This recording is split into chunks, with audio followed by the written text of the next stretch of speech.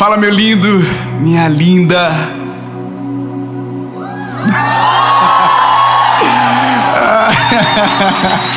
Nós estamos na Suíça, em Zurique.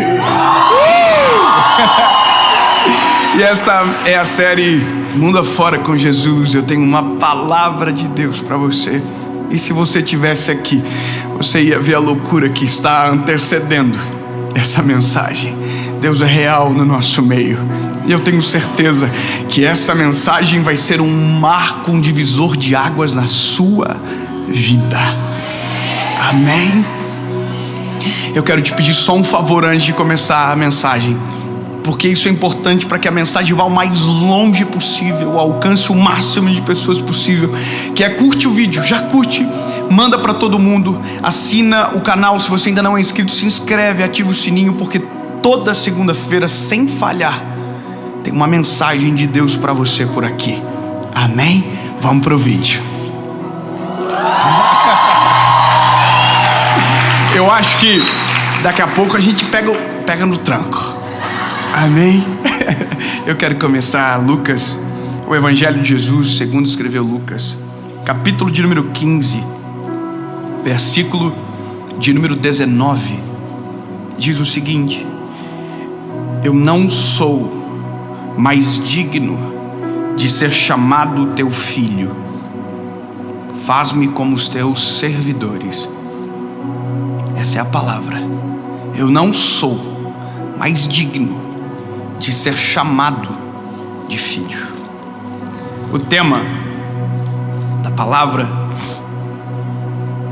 quando o Senhor me fez entender, inclusive há anos atrás, poucos na verdade, eu escrevi um livro sobre isso, sobre recomeços, sobre recomeçar, sobre a possibilidade que o ser humano tem em Jesus, de por mais longe que ele possa ter ido, ele pode recomeçar. Essa perspectiva, ela é um pouco destruída pelo próprio homem, porque nós não acreditamos nos recomeços.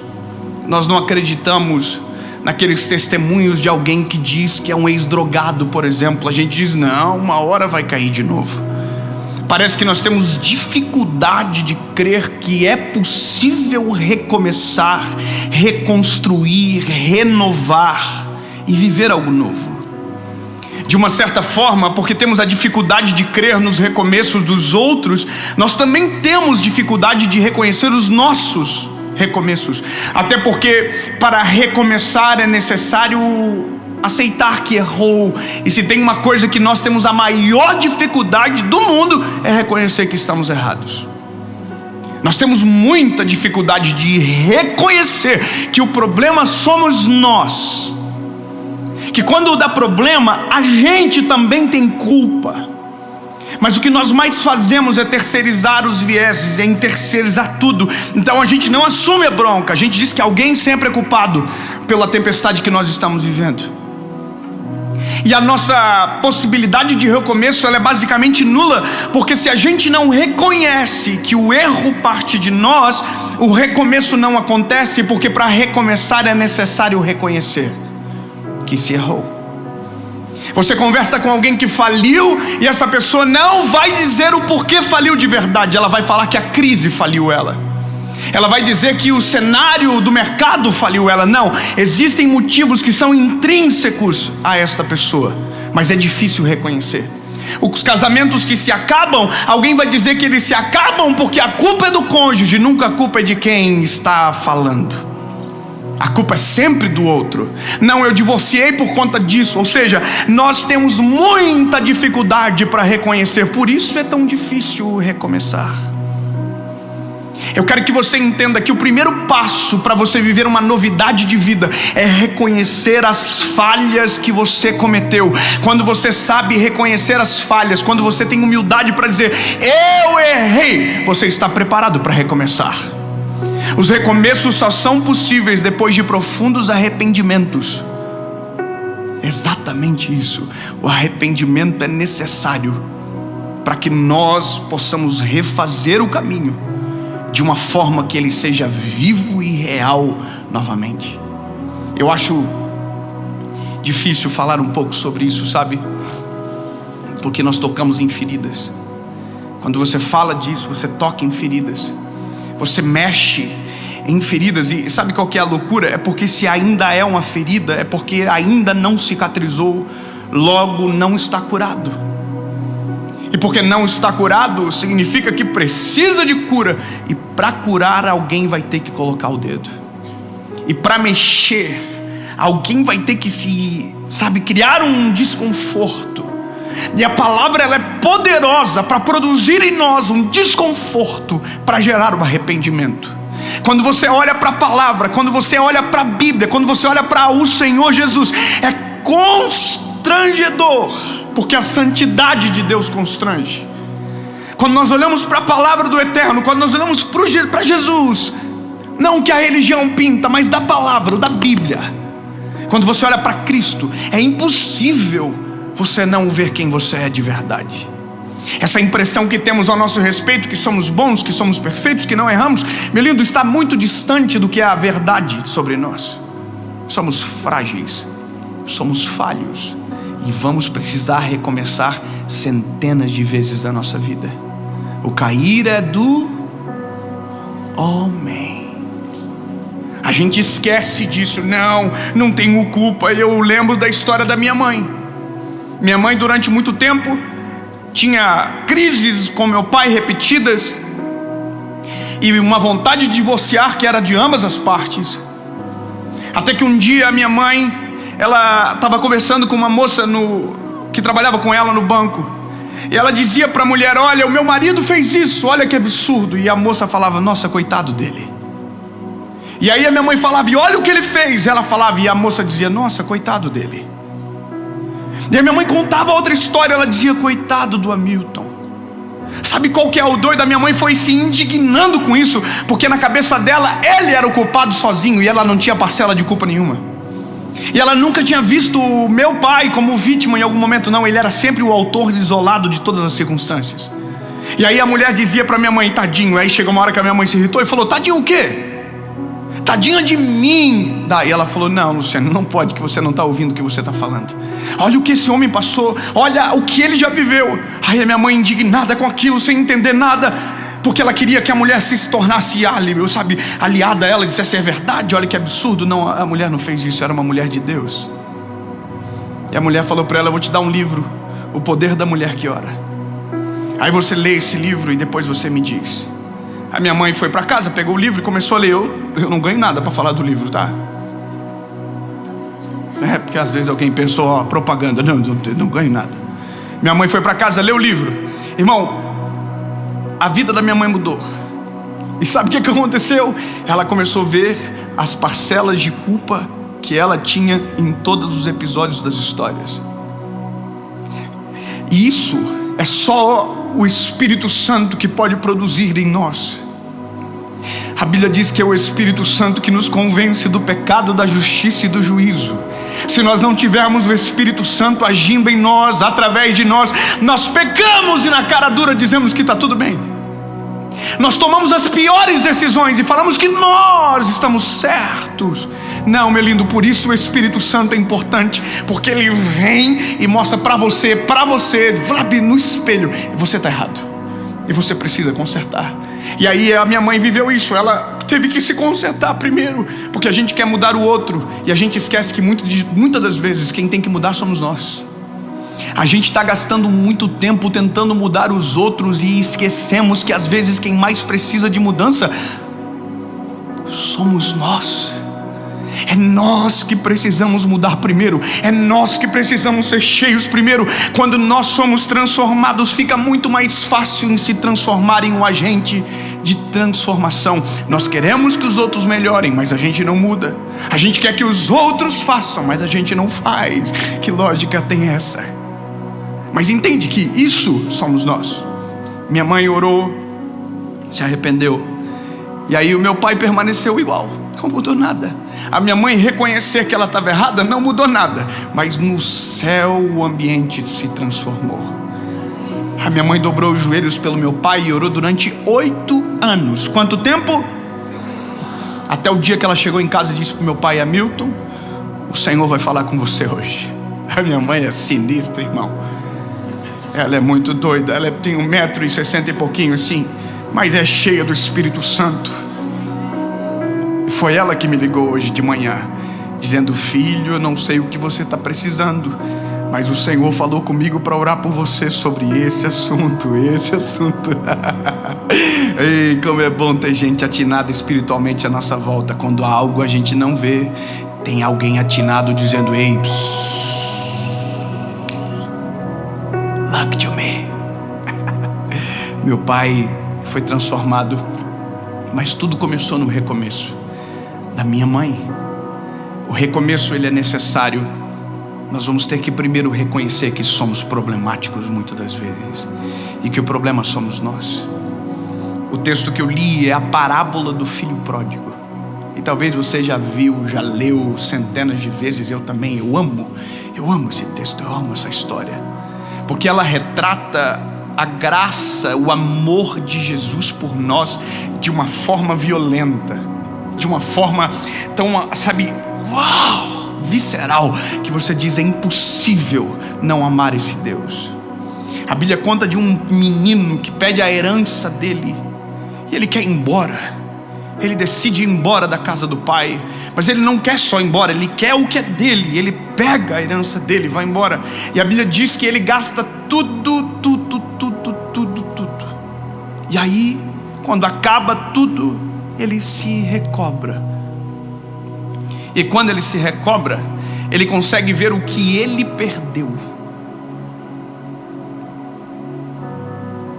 Quanta coisa a gente já perdeu por ter o coração endurecido. Quanta coisa nós já perdemos por tomar decisões sem perguntar para o Espírito Santo primeiro.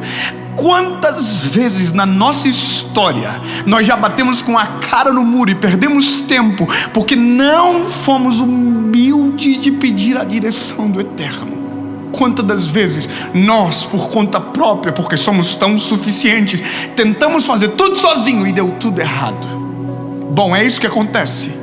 O rapaz, ele toma a decisão errada, ele vai embora errado, ele pede herança, tudo errado. Mas quando chega lá e acaba tudo, a Bíblia diz que ele se lembra, porque isso é característico nosso. A gente se lembra, mas quando não tem mais opção, quando não tem mais plano A e B. Mas eu vou te falar que o exercício de recomeçar, ele tem que ser diário. Ele tem que ser diário, semanal, todos os dias. Meu lindo, Dave, você vê bonitinho, né? Prega, chora, mas eu preciso todos os dias pedir perdão para o Senhor. Todos os dias eu preciso me arrepender de caminhos que às vezes tomo, de palavras que às vezes falo, de decisões, sabe, de coisas que não deveriam. Porque a gente não é perfeito, a gente está progredindo, a gente está santificando, a gente está buscando. Ninguém é melhor do que ninguém. Por isso que eu detesto palavras onde alguém se coloca superior aos demais, dizendo: olha, não, irmão, nós somos iguais. Você é igual a mim, eu sou igual a você, não tem nenhuma diferença. Somos passíveis dos mesmos desejos, das mesmas paixões. E se não fosse o Senhor, se não fosse o Senhor. Então, quando eu olho para a realidade do filho pródigo, eu identifico a questão mais importante de todas: refazer o caminho. A Bíblia diz que ele levantou e fez o caminho de volta. Nunca mais esqueça, ele levantou, mas antes de levantar ele estava arrebentado no chão. Ele levantou e ele fez o caminho de volta. A humildade, ela faz a gente reconhecer quando erra, e ela nos dá a direção para onde devemos voltar. Humildade não é ser pobre, humildade não é não ter dinheiro, não, humildade não tem nada a ver com isso. Está cheio de pobre soberbo, assim como está cheio de rico humilde. Humildade é aprender a reconhecer as falhas, humildade é aprender a amar e a tratar as pessoas de maneira digna, como elas merecem. Humildade é não se sentir superior a ninguém, por mais alto que você possa estar, porque ninguém é melhor ou maior do que ninguém. A humildade é a chave do recomeço. Quando eu reconheço: Jesus, eu sou pecador. Nós fizemos essa oração agora. Jesus, eu sou um pecador. Eu preciso ter a realidade do que eu estou dizendo para mim. Eu sou. Jesus, eu sou. Eu não sou bom. Aí você reconhece. Aí você começa a refazer o caminho. E aí a Bíblia diz que refazer o caminho é encarar com quem você abandonou. É louco isso, né? Porque se você quiser recomeçar, você vai ter que pedir perdão. Se você feriu alguém e você quer seguir em frente, mas você quer recomeçar, porque seguir em frente sem recomeçar é seguir para trás, é retroceder. Você vai ter que pedir perdão. Oh, que lindo. Vai ter que pedir perdão. E o perdão, ele é extremamente necessário para que a gente consiga viver um recomeço. Porque recomeçar é começar novamente aquilo que na primeira vez deu errado. Então veja, identifica o erro. Por que deu errado? Reconstrói, refaz o caminho. E aí então chamamos isso de recomeço. Por isso que o filho volta com muita vergonha. E aqui eu acho interessante, porque li um livro esses dias atrás do Tim Keller chamado Deus Pródigo. E ele fala da postura do Deus pródigo também, que faz além do que deveria. A Bíblia diz que o pai do filho pródigo sai correndo em direção a ele, levanta os vestidos e sai correndo em direção a ele. E ele está cheio de desculpas, ele está cheio de, sabe, ele quer se justificar, mas a Bíblia diz que não. O pai abraça o filho, interrompe ele com um abraço e diz: traga um anel, preparem uma festa, porque o meu filho que estava se perdido voltou para casa.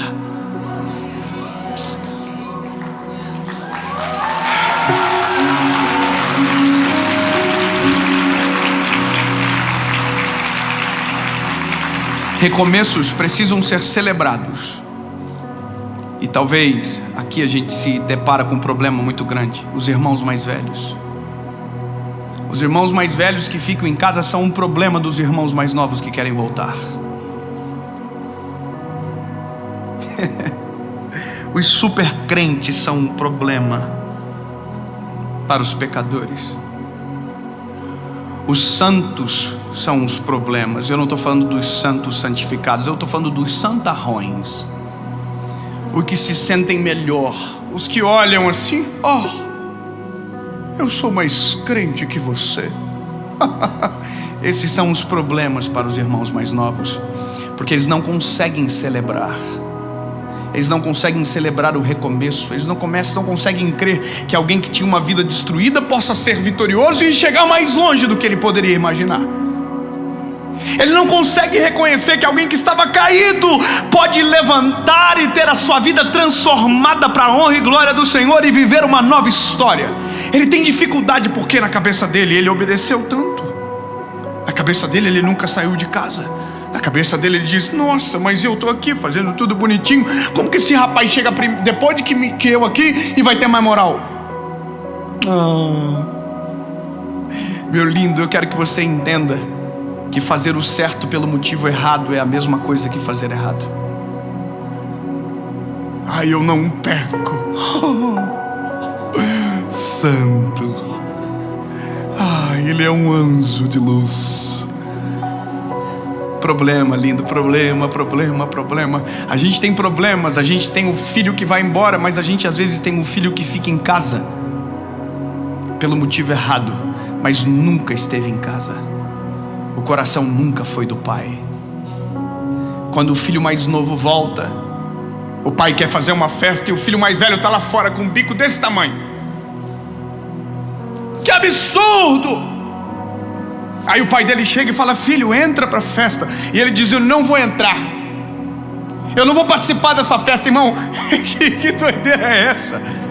Eu quero que você saiba, eu celebro quando eu vejo alguém que estava caído, destruído. Deus levanta, transforma, liberta e muda a vida deles para sempre.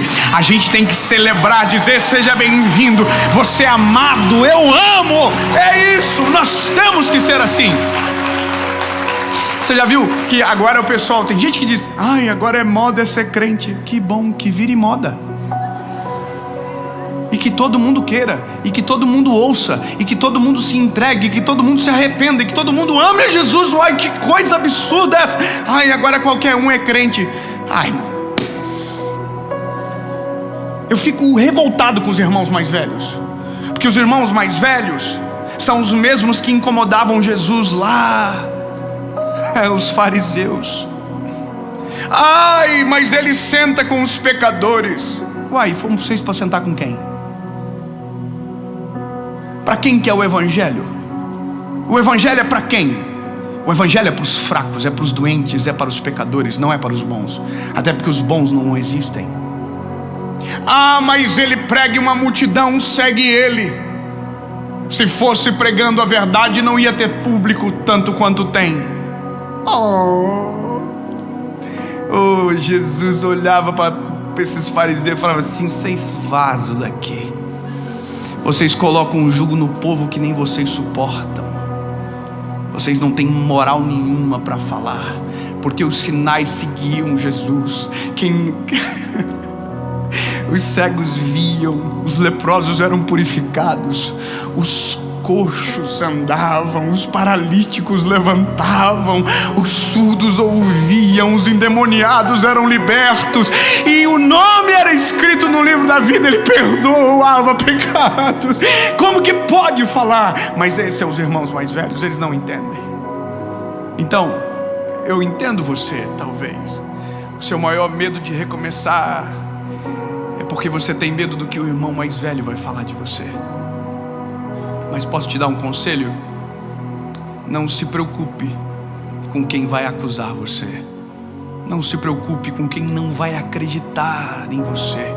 Não se preocupe com quem não acredita na sua transformação. Não, se preocupe com o Pai.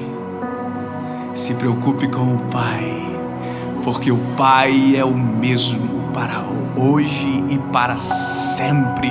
Ele é fiel e Ele só espera uma coisa: a tua volta. A tua volta, para que você possa viver um recomeço. Quando eu li isso, eu já li centenas de vezes, mas quando eu entendi a perspectiva do Pai, do amor do Pai, o Pai estava esperando pela volta do Filho. Sabe, o interesse de recomeçar não é só seu, é do Pai. O Pai espera por uma decisão. O Pai espera por uma decisão sua. Eu não entendo, talvez não consigo mensurar quantas pessoas no universo de milhares que ao ouvir essa palavra se enxergarão dentro dela. Mas eu vou te falar, eu tenho bastante tempo de fé. Se eu ouvisse, provavelmente terminaria de joelhos, porque eu preciso recomeçar todos os dias. Eu preciso de Jesus todos os dias. Quando me acordo, quando saio de casa, quando entro em um avião, quando subo num palco, quando desço do palco, quando estou num quarto de hotel sozinho, eu preciso do Senhor todos os dias. Ah, se não fosse o Senhor, porque o Deus que você serve, o Deus que nós servimos, é o Deus dos recomeços. Enquanto você endurece o teu coração, Ele espera você. Enquanto você amolece o coração, Ele espera você. O que você sente não muda quem Ele é. Agora, quando você se arrepende, quando você volta e decide recomeçar, fazer de novo, só que da forma certa, os braços do Pai estão abertos para você.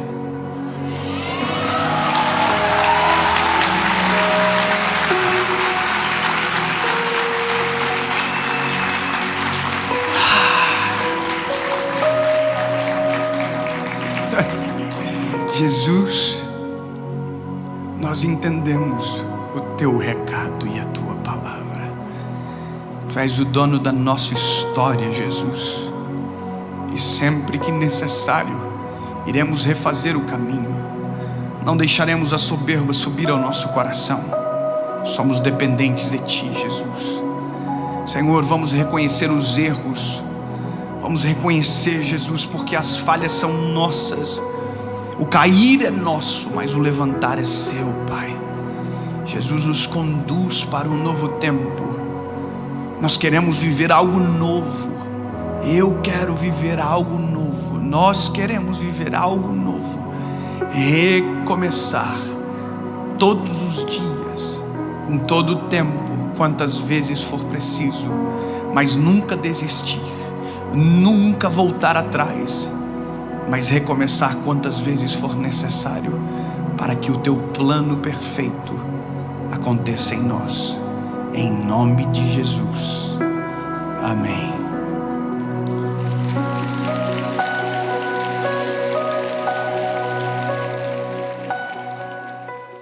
Chegamos na Suíça, hoje o melhor dia da minha vida vai ser aqui em Zurique. A gente está muito feliz, crendo que vai ser um momento de Deus para nós como equipe e também, é claro, para esse país maravilhoso, cheio de brasileiros. Vai ser lindo, eu vejo vocês daqui a pouco lá. Oi, Débora. Eu fiquei muito feliz de saber o milagre que você viveu na sua vida. Glória a Jesus. Agora enxergando que o nome de Jesus seja glorificado na sua vida. Glória a Deus por esse testemunho lindo. Beijo no coração.